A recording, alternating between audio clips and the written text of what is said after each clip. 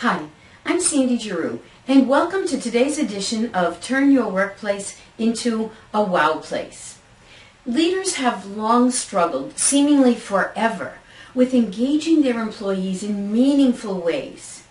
But engaging with your people and connecting with them often goes much deeper than anything that they'll ever tell you, because most of them will never feel comfortable telling you what you need to know.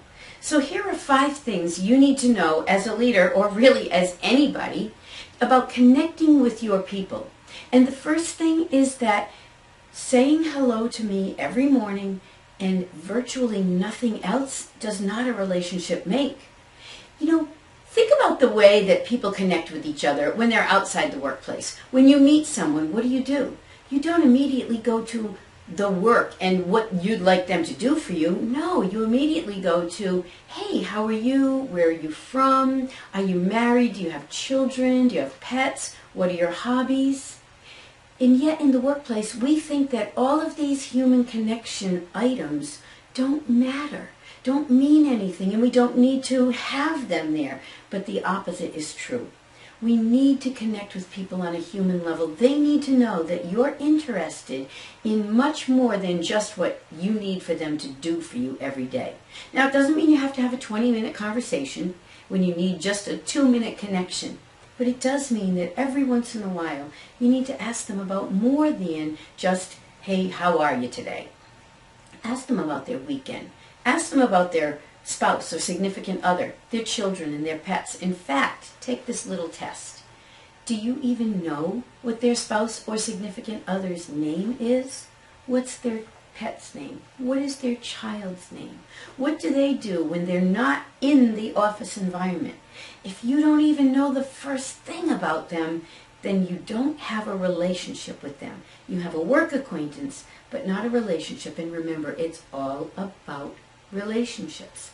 So get to know your people. Take a minute or two every once in a while and just ask them about something outside of work. It will make a world of difference in how they feel about you and how your relationship can grow. And the second thing you need to know is that being human and relatable does not make you weak. Contrary to popular belief, it actually makes you appear stronger in the eyes of your people, because now they can relate to you. The big reason why the us versus them mentality exists is because it's so easy to separate us from them. When your people think of you and everybody else and lump them all together as them, the big, bad, faceless, nameless, personality-less corporation, it's easy for you to have an us versus them mentality because they don't relate to each other. But when you're human and relatable, you show your personality, you use your sense of humor. Now you've put a name and a face to the corporation, and you're no longer the big bad corporation, but you're Joe or Susie or Ricardo. It's the person. Now you've personified the organization. So what do you do to actually show your people your personality once in a while? I want you to look around your office and see if there is anything at all in there that shows your personality. I bought a clock recently. Here it is. I love this clock. All the numbers are gathered and have fallen off the clock and have gathered down at the bottom. And at the top it says, who cares? And while you can tell what time it is from the hands, all the numbers are missing. I didn't even put a battery in the clock. That's how much I wanted it to be a fun item. That shows part of my personality. This clock is hanging on my lanai wall, and it's the greatest conversation starter, let me tell you that.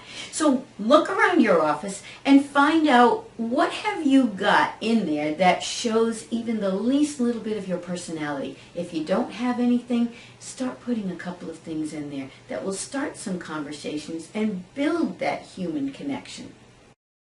Now, the third thing that you need to know is that the group mentality can either help you or hurt you. What I mean by this is that if you have people in the organization who don't know anything about you, who have no idea who you really are as a person, you know that the office grapevine is in full swing on most days. So when those people who don't really know you find out or hear something about you that's just not true, are they even going to know enough about you to dispute it?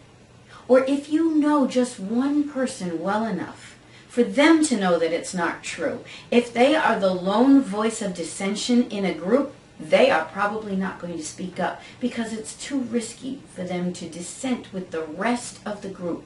But the more people who know who you really are, what you're about, who know your values, when they hear something that doesn't jive with what they know about you, many people will chime in then to come to your defense and be able to say, wait a minute, that's not right. He's not like that. She would never do something like that. So connect with many more people. Start expanding your circle because you need the group mentality to be in your favor and not just have one person who's trying to fight the tide alone when something unusual happens. Now, the fourth thing is that people want you to know that just because they're in lower level positions than you are doesn't mean that they can't have high impact ideas. Think about it. Where are the people who are directly interfacing with your customers? They are the people usually in the entry-level positions. They're the ones who know what's going on. They're the ones dealing with the customers. They're the ones who know if the processes and procedures are breaking down or what customers are asking for. And yet, we pay the least amount of attention to the ideas that they may have to make things better or to create a wow experience. Even if they want to do so, very often their hands are tied and they can't do a thing about it, or they don't even know where to go to make a suggestion. So open up the floor, open up your doors, let people know that it doesn't matter which level they're operating at, you are interested if they have good ideas, and then make sure to follow through and follow up on them so they don't think that their ideas are going into a black hole somewhere. And the fifth thing that I want to tell you is that employee complaints and comments about your products and services probably mirror customer complaints and comments. So pay attention to them. You know, I heard a story about the Fave 5 and the family talk plans on the cell phones and all those things. Actually, that idea came from an employee of one of those companies who was just complaining one day that she couldn't even call her own family and friends on her cell phone without going broke. So the company paid attention, developed a plan for family and friends, and voila! Billions and billions of dollars are being made from this one simple idea. So when people talk about it, think about that. Your employees are probably employees, many of them, because they've heard about you, respect the product, maybe even are customers themselves. So they are a perfect free focus group for you to be able to tap into and find out how you can make your products and services better. So remember, these 5 things that your people probably will never feel comfortable enough telling you are important enough for you to pay attention to, fix if they're broken, and do something about so that you can turn your workplace into a wow place. See you next time.